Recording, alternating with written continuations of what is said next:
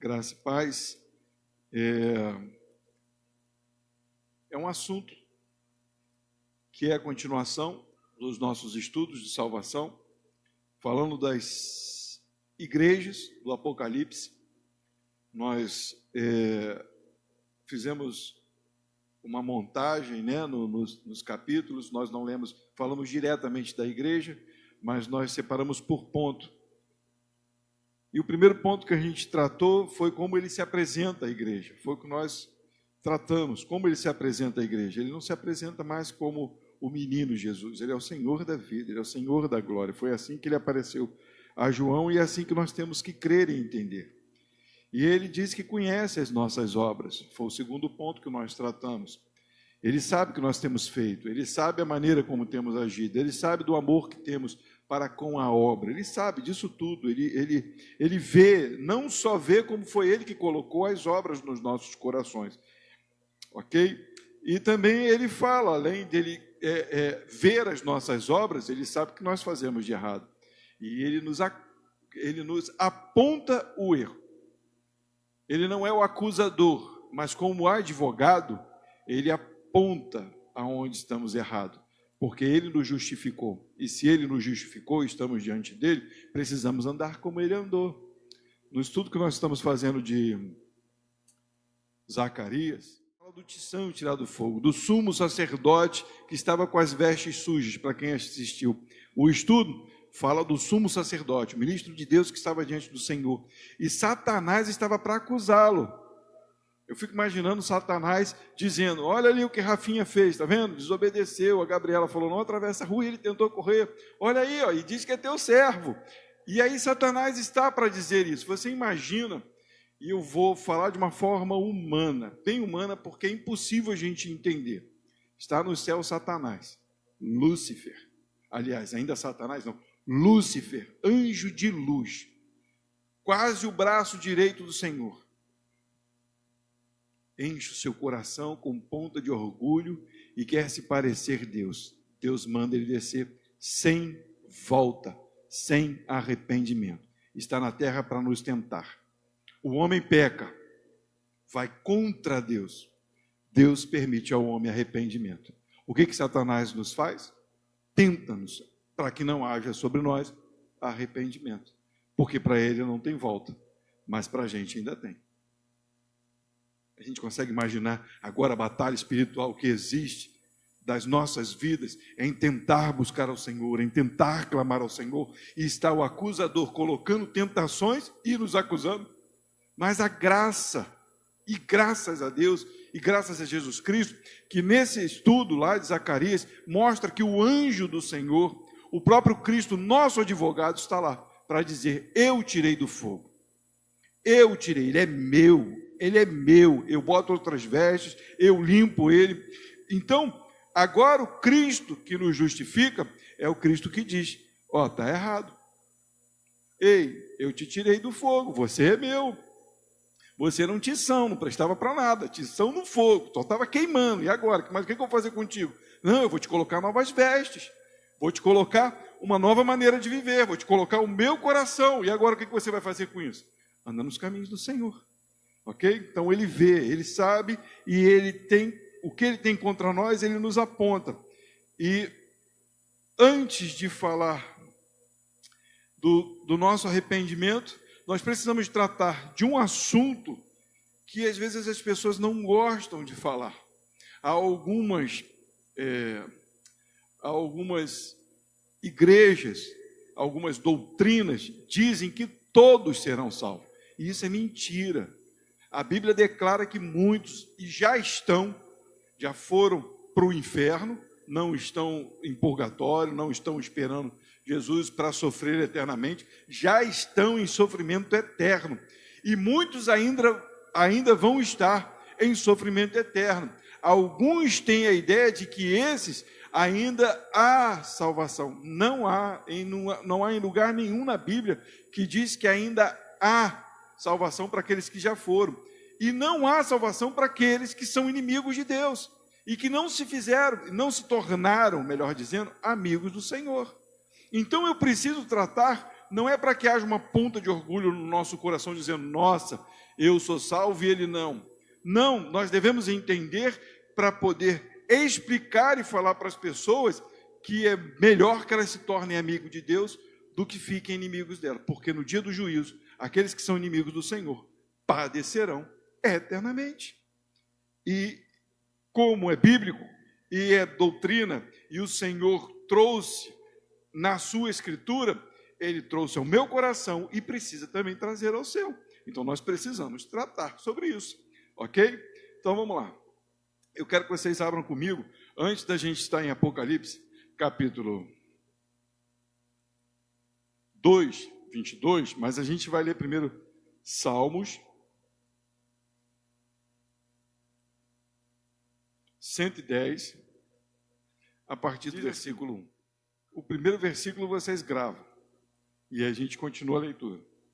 Disse o Senhor ao meu Senhor, assenta-te à minha mão direita, até que ponha os teus inimigos por escabelo dos teus pés. O Senhor enviará o cedro da tua fortaleza desde Sião, dizendo, domina no meio dos teus inimigos.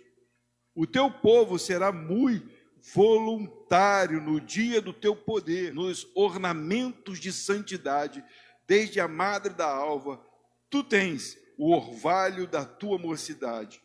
Jurou o Senhor, e não se arrependerá. Tu és um sacerdote eterno, segundo a ordem de Melquisedeque. O Senhor, à tua direita, ferirá os reis no dia da sua ira, julgará entre os gentios. Tudo encherá de corpos mortos, ferirá os cabeças de muitos países, beberá do ribeiro no caminho, por isso exaltará a cabeça. Vamos orar. Pais e amados, estamos diante do Senhor para te pedir, Pai, sempre que o Senhor governe os nossos corações, para falar e para que a gente entenda. Se o nosso coração estiver disposto a fazer a nossa própria vontade, não te ouviremos. Mas se o nosso coração estiver disposto a obedecer ao Senhor, com certeza entenderemos a tua palavra, porque são mandamentos, são base para a vida dos teus filhos. Paizinho, eu te peço em nome de Jesus, ajuda o teu filho a falar coerentemente. Ajuda-nos, Pai, como filhos amados, a ouvir coerentemente, segundo o teu querer. Aviva-nos, Pai, eu te peço. Desperta-nos, Deus, desperta-nos como igreja.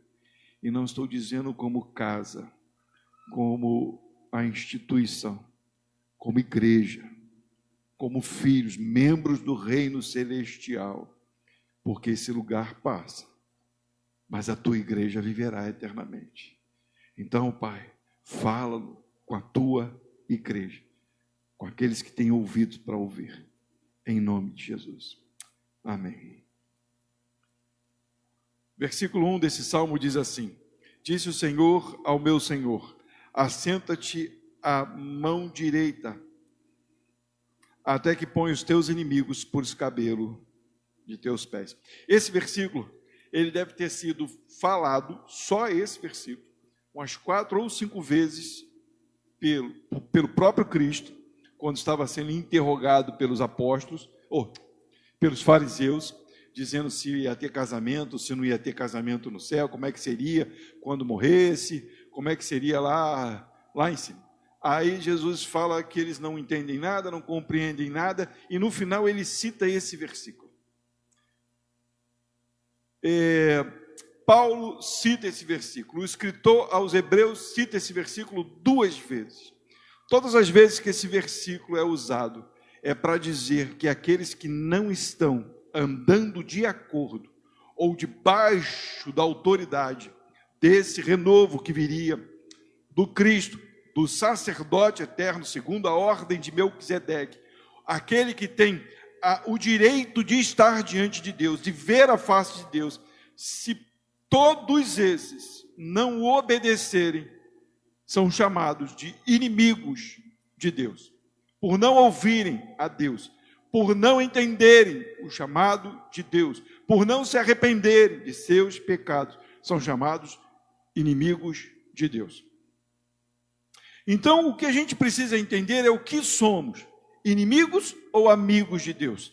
Porque quando o Senhor se revela a nós, e agora eu digo, não só para revelar que estamos em pecados, mas se revelar para dizer, eu vos chamei para mim, não só nesse momento a gente precisa entender que quando há um chamado, ou eu sigo, ou eu não sigo, e se eu não sigo, eu me torno e continuo sendo inimigo de Deus, por não ouvir a voz de Deus. Tudo começa no Éden. Adão ouve a voz do Senhor, pecam e são distanciados, afastados do Senhor. Afastados do Senhor porque não ouviram a sua voz. E quando a gente fala que não ouviram a sua voz, é porque não compreenderam as suas leis, não amaram ser governados pelo Senhor. Não amaram e Deus, por amor, deu a sua lei para eles em carne. O Verbo se fez carne. As leis do Senhor, o mover legislativo de todo o mundo que faz com que tudo funcione, veio a este mundo. Ele veio a este mundo e foi visto pelos homens. E a lei foi morta pelos homens, porque os homens não conseguiam cumprir a lei, mas a lei veio em carne. E ela padeceu por nós, por amor a nós, porque não conseguimos cumprir. E aí ele morre. E agora o que eu e você devemos fazer? Amar a lei do Senhor. Porque a gente não consegue cumprir a lei. Porque a gente não consegue cumprir, mas nós vimos o que a lei fez por nós. E quando eu falo dessa lei, eu falo de Cristo. Porque tudo funciona segundo a palavra de Deus. Dá para a gente entender? Está tranquilo até aí? Então, em suma, a palavra veio a este mundo, mostrou a sua graça, e os homens rejeitaram a graça do Senhor. E se rejeitaram, tornam-se inimigos de Deus. Ponto. Por que pregamos o Evangelho? Para que as pessoas se arrependam e agora se tornem amigos de Deus e não inimigos do Senhor. Lucas capítulo 1. Agora uma profecia de Zacarias. Zacarias, pai de João o Batista. Não João que escreveu o Evangelho, mas João o Batista. Lucas capítulo 1, a partir do versículo 67. E Zacarias, seu pai, foi cheio do Espírito Santo. Ninguém fala nada por si. Tem que estar cheio do Espírito Santo para profetizar alguma coisa. Isso é tema de outras mensagens. Dizendo, bendito o Senhor Deus de Israel, porque visitou e remiu seu povo. A palavra visitou Israel. A lei visitou Israel. A verdade visitou Israel para remir o seu povo. E nos levantou uma salvação poderosa na casa de Davi, seu servo. Então, quando Zacarias está cheio do Espírito Santo, ele não está falando de João, ele está falando de Jesus. Versículo 70.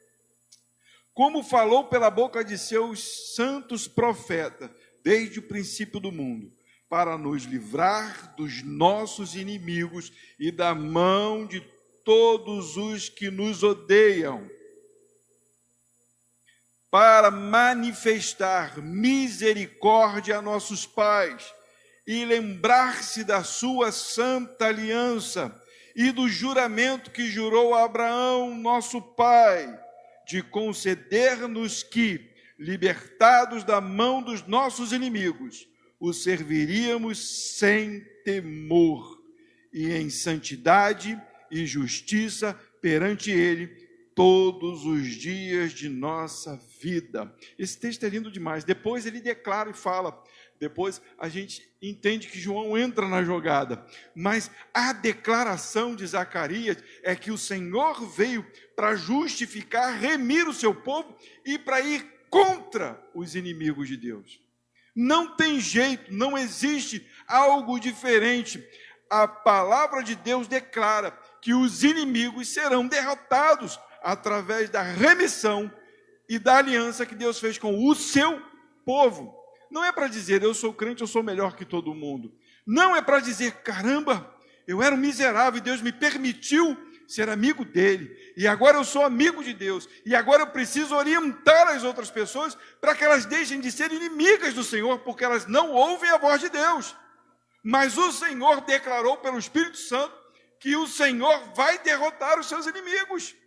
E aqueles que não prestarem atenção nisso são tidos como inimigos de Deus. E o Senhor vai vir e vai condenar. Aliás, estão condenados. Mas eu e você, como crente, precisamos orar por essas pessoas. Não só precisamos orar, como nós precisamos entender: tenho sido amigo de Deus ou tenho sido inimigo dele? Qual é o meu papel? Será que realmente eu tenho observado esta graça, este favor que ele me fez, de me justificar, de me remir, de entender a aliança que Deus fez com Abraão? Deus fez uma aliança com Abraão, não foi só para o povo hebreu. Deus fez uma aliança com Abraão para todos os povos da terra, para todos que conhecessem ao Deus de Abraão, ao Deus de Isaac, ao Deus de Jacó. Ele fez isso mostrando o seu poder num povo e depois espalhando a sua palavra por todos os povos. Então, desde o começo, a aliança que Deus tinha com Abraão era para abençoar os povos, para que todos conhecessem a palavra, a verdade, para que voltassem para o caminho da salvação, que é Jesus Cristo. Essa é a verdade. Você vê o Senhor falando, ele mostra como ele se revela à sua igreja. Ele fala que vê as obras, que contempla as obras, sabe as obras. Ele diz o que tem contra os nossos pecados, contra aquilo que fazemos de errado. E agora ele faz essa declaração de dizer que aquele que não se converter, ele condenará. Em 2 versículos, aliás, em 3 versículos, nesses textos que a gente tirou das igrejas, no livro de Apocalipse. Apocalipse capítulo 2, versículo 22 diz assim: e eis que a porei numa cama. Está falando de Jezabel. Era aquela mulher que se dizia profetisa, que induziu o povo de Israel a adorar outros deuses.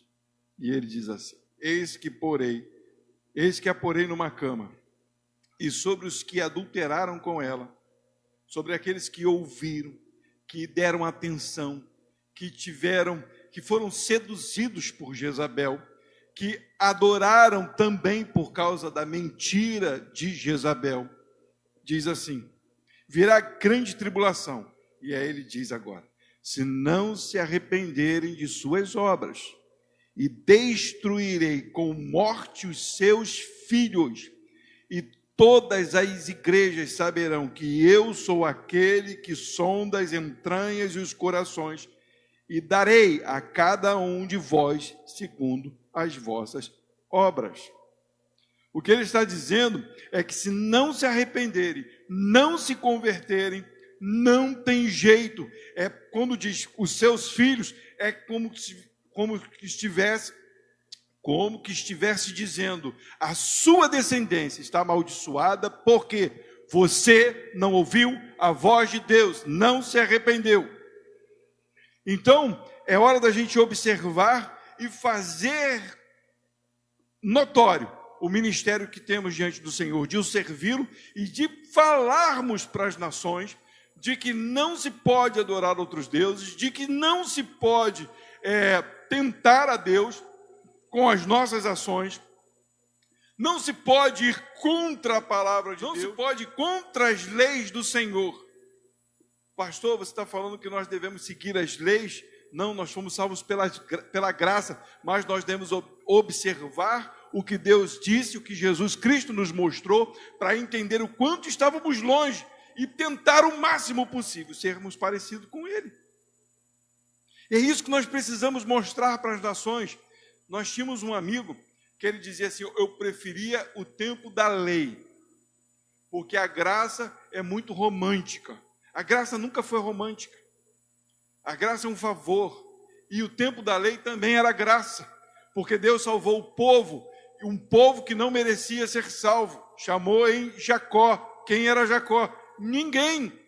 Ele disse: eu amei a Jacó, me aborreci de Esaú, em algumas traduções ainda mais violento, eu odiei a Esaú.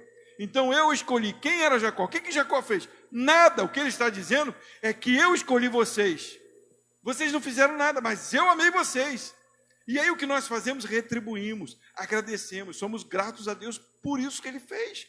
Então eu não posso nunca dizer: eu sou o povo de Deus, o povo mais lindo do mundo. Não é, é o povo mais miserável do mundo que foi resgatado por Jesus. Essa é a nossa gratidão, esse é o nosso prazer. E aí querer que outros também reconheçam isso, entendam que são pecadores. Não é que eles cometem pecados, mas que eles são pecadores que cometem pecados. Nós precisamos mostrar isso. Para quê? Para que Deus não os condene, para que Deus não os mate no dia da sua ira. Aliás, no último dia, no dia da vingança do nosso Deus. Lucas capítulo 19. Lucas 19, a partir do versículo 12. Diz assim: disse, pois, certo homem nobre partiu para uma terra remota, a fim de tomar para si um reino e voltar depois. E, chamando 10 servos, deu-lhes 10 minas e disse-lhes: negociai até que eu venha. Presta atenção agora. Mas os seus concidadãos odiavam-no. Quem eles odiavam? O certo homem que foi para uma terra remota para ali fazer um reino e voltar depois. Então eles separam 10 pessoas para que essas pessoas façam negócio nessa terra. Mas as pessoas que moram naquela terra os odiavam. Mas os seus concidadãos odiavam-no e mandaram após ele embaixadores, dizendo: não queremos que este reine sobre nós. E aconteceu que, voltando ele, depois de ter tomado o reino, disse que lhe chamassem aqueles servos, a quem tinha dado dinheiro, para saber o que cada um tinha ganhado negociando, para tudo. E vocês entenderam a leitura? Ele toma uma terra para ele, mas ele não está lá. Ele manda que os seus servos negociem naquela terra, para que a gente entenda. Nós, os servos, a igreja de Deus, vai ali e estabeleça o reino de Deus. Como? Pregando o evangelho. Esse é o dom maior que a igreja tem. Esse negócio que está falando não é levantar a igreja para arrecadar fundos para a igreja ficar milionária. Não. O que ele está falando é pregar o evangelho, fazer a obra do Senhor. Mas quando chega lá, as pessoas que moram naquele lugar odiavam aquele homem que foi para tomar o seu reino. Ok? Beleza. E aí eles mandam embaixadores dizendo: nós odiamos você. E aí para a leitura, para dizer agora dos servos. Olha o que diz. E aconteceu que, voltando ele, versículo 15, depois de ter tomado o reino, disse que lhe chamassem aqueles servos, a quem tinha dado dinheiro, para saber o que cada um tinha ganhado negociando. Isso é uma parábola. O que ele está falando é o que vocês fizeram com aquilo que eu dei para vocês. O que nós temos de mais precioso? A palavra de Deus. O que vocês fizeram? Vocês ganharam? Vocês me honraram? Vocês frutificaram? Vocês trouxeram vidas para o meu reino? E veio o primeiro dizendo: Senhor, a tua mina rendeu 10 minas. Esse rendeu bastante. E ele disse: Bem está, servo bom, porque no mínimo foste fiel, sobre 10 cidades terás autoridade. E veio o segundo dizendo: Senhor, a tua mina rendeu 5 minas. E este disse também: se tu também sobre 5 cidades. E veio outro dizendo, Senhor, eis aqui a tua mina que guardei no lenço, porque tive medo de ti, que és homem rigoroso, que tomas o que não puseste, e que cega o que não semeaste. Porém eu lhe disse, mau servo, pela tua boca te julgarei. Sabias que eu sou homem rigoroso, que tomo o que não pus e que cego o que não semeei. O que ele está dizendo? A terra é minha, as leis são minhas. Porque não puseste, pois, o meu dinheiro no banco, para que eu, vindo, o exigisse com os juros. E disse aos que estavam com ele, tirai-lhe a mina e dai ao que tem 10 minas. E disse-lhe, Senhor, ele tem 10 minas, pois eu vos digo que a qualquer que tiver lhe será dado, calma aí que eu me embolei, ser-lhe-á dado, mas ao que não tiver, até o que tem lhe será tirado. Até aí ele está falando dos servos. Então ele está falando que nós que recebemos ao Senhor Jesus, que aqueles que entenderam a palavra do Senhor agora têm a obrigação de fazer essa palavra prosperar, de reinar sobre o lugar onde nós estamos. E de reinar, vocês sabem o que é reino. Reino do servo do Senhor, como sacerdócio de Deus, povo de propriedade exclusiva dele. Nós fomos chamados para proclamar o reino de Deus, para mostrar para as pessoas o seu erro, para não ir a favor do pecado. Esse é o nosso governo, esse é o reino que Deus nos chamou. E é assim que nós temos que fazer a palavra prosperar. Então o Senhor vai nos cobrar, porque nós não fizemos esta palavra prosperar. E ele continua dizendo assim, e quanto àqueles meus inimigos que não quiseram que eu reinasse sobre eles, trazei-os aqui e matai-os diante de mim. A palavra, ela não é romântica, ela é certeira, ela é verdadeira. Deus não veio aqui tratar um negócio com a gente e ficar iludindo o nosso coração. Deus não veio fazer carinho na nossa cabeça e dizer, meu filho, presta atenção, vocês estão em pecados. Eu chamei vocês, eu redimi vocês, eu justifiquei vocês. Agora, prega a minha palavra, porque outros estão morrendo e muitos vão para o inferno. E vocês têm a obrigação de não compactuar com o pecado que estava sobre a vida de vocês e não compactuar com o pecado que as pessoas têm feito no mundo. Mostra para elas que eu sou o Senhor, que eu sou o dono da terra e que tudo é meu. Porque aqueles que me odiarem estarão mortos diante de mim. Essa é a parábola. E o que eu e você fazemos? Nos rendemos diante do Senhor para dizer, Senhor, eis-me aqui, me ensina a fazer a tua obra. Apocalipse capítulo 3, versículo 9. Diz assim, eis que eu farei aos da sinagoga de Satanás, aos que se dizem judeus e não são, mas mentem. Eis que eu farei que venham e adorem prostrado aos teus pés e saibam que eu te amo. O que acontecia naquela época? Que os judeus que tinham as leis diziam que aqueles gentios não eram o povo de Deus. Então, eles ficavam como que soberbos. E hoje ainda, e não falo isso para condenar ou para querer julgar ninguém, quem faz isso é o Senhor, mas hoje ainda há uma classe de judeus que se diz superior, porque tem as leis de Deus. Mas esse texto não está só falando dos judeus, mas está falando daqueles que se acham melhores, ou superiores, ou daqueles que se dizem que são, mas não são. Daqueles que dizem, olha o que eu faço, olha quanto Quantos demônios eu expulsei? Lembra de Jesus falando? No final vão dizer assim, mas em teu nome nós profetizamos, em teu nome expulsamos demônios, olha o que nós fizemos. E Jesus vai dizer, apartai-vos de mim, porque eu não vos conheço. São exatamente esses, porque montaram uma capa em cima de um corpo morto, não as vestes de Jesus, mas simplesmente uma capa, um sepulcro caiado. Mas você vê aquele sepulcro bonito, o que tem ali dentro? Nada, ossos, morte.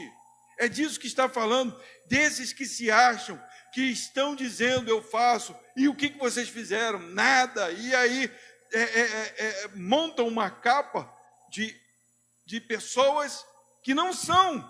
E aí ele está dizendo, para que a gente entenda, porque no dia que o Senhor vier, e quando nós seremos elevados com o Senhor, e todos se prostrarão, nós estaremos de pé junto com o Senhor da glória. É claro, depois que todos se ajoelharem diante dele. Mas nós estaremos sendo levados. O que ele quer dizer? A esses que vocês têm tratado mal, a esses que vocês têm blasfemado, a esses que vocês têm julgado. É interessante porque eles já estão dizendo, alguns, que o mal da terra, porque as pessoas não evoluem, é por causa dos crentes, é por causa das religiões. Eu acho que passou até uma reportagem, isso segundo eu estava ouvindo, na Globo, parece que só pode ser na Globo essas coisas, né? Que a pessoa estava falando que a evolução não aconteceu ainda por causa das religiões, por causa daqueles que buscam a Deus, porque é algo antiquado, é algo que já passou. Dá para entender? Então, nesse dia, o Senhor julgará e fará com que aqueles que foram exaltados recebam ainda a glória, né, e o louvor daqueles que estão sendo rejeitados porque não amaram a Deus. Dá para a gente entender isso? É claro, volto a dizer aqui, não é para a gente, caramba, né, eu sou o cara, nós não somos o último biscoito do pacote, nós somos aquele ser miserável que foi resgatado, mas que o Senhor exaltará, porque é assim que está escrito, o Senhor vai honrar no último dia os seus filhos.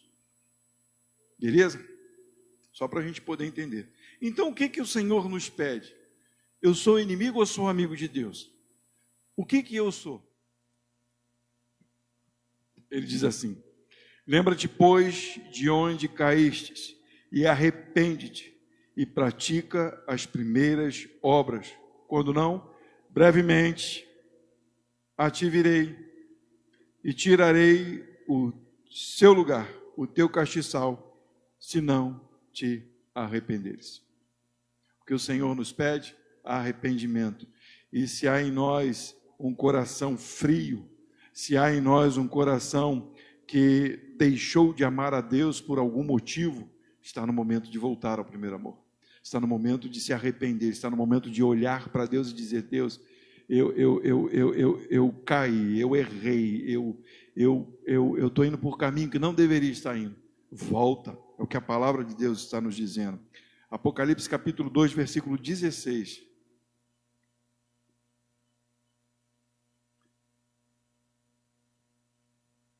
Apocalipse 2, versículo 16. E ele diz mais uma vez, arrepende-te, pois quando não, em breve virei a ti, e contra eles batalharei com a espada da minha boca. O que ele está dizendo é que a palavra vai julgá-los, porque a palavra é a espada que sai da boca de Cristo, é o que traz ordem, dizendo, é assim, e se não cumprirmos, nós somos cortados por causa da palavra, porque não ouvem. Ok? Capítulo 2, versículo 25.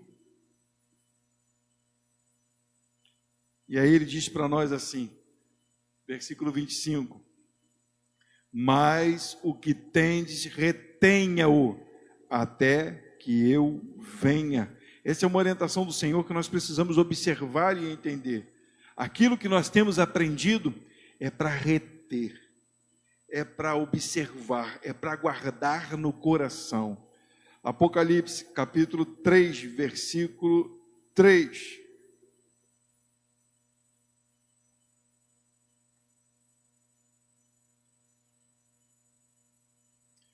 Diz assim: lembra-te, pois, do que tens recebido e ouvido. Ele continua a dizer: não temos aprendido, não temos recebido, não temos ouvido? Guarda-o e arrepende-te. Se não vigiares, virei sobre ti como um ladrão, e não saberás a que hora sobre ti virei. Isso é a palavra do nosso próprio Cristo, né?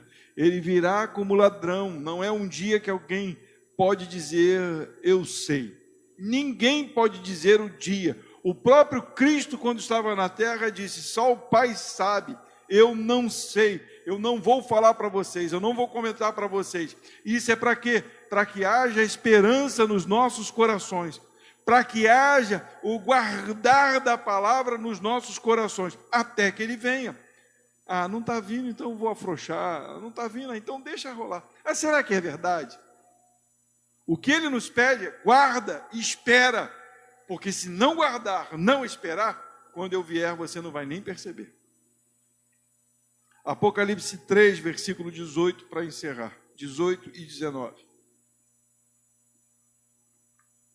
Isso é a parte importante da salvação. Eu não vou dizer que é a mais importante, porque todo o processo da salvação é importante, mas é o que monta o caráter do crente, é o que dá estrutura ao servo do Senhor. Diz, aconselho-te que de mim compres ouro provado no fogo. O que é o ouro provado no fogo? Não são coisas deste mundo, não são coisas terrenas, não são coisas que enferrujam e acabam, são coisas do reino celestial, para que te enriqueças e roupas brancas. Para quem estudou Zacarias comigo, capítulo 3, a quarta visão de Zacarias, então, ele está novamente falando, e roupas brancas para que te vistas, e não apareça a vergonha da tua nudez, e que unja os teus olhos com colírio, para que vejas, e eu repreendo e castigo a todos quanto amo. Se, pois, zeloso e arrepende-te.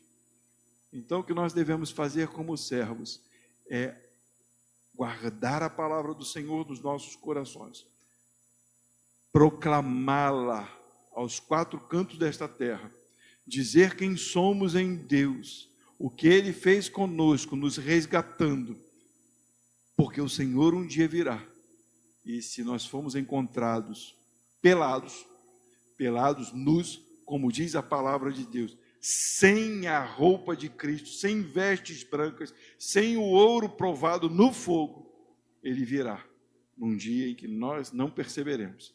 E aí, nós seremos colocados não como amigos, mas inimigos de Deus. Se estamos nesta condição, é hora do arrependimento, é hora de voltar, é hora de clamar ao Senhor e dizer, Senhor, eu me rendo aos teus pés, eu aceito a tua palavra, eu quero ouvir a tua voz, me ensina os teus caminhos, governa a minha vida, para que eu seja cada dia mais edificado, santificado pela vida que há no Senhor, para todo sempre. Amém. Deus abençoe a vida dos irmãos, e eu espero muito que cada conhecimento que a gente vai adquirindo com a palavra de Deus, nós possamos cada dia mais sermos cheios do Espírito e não de nós mesmos.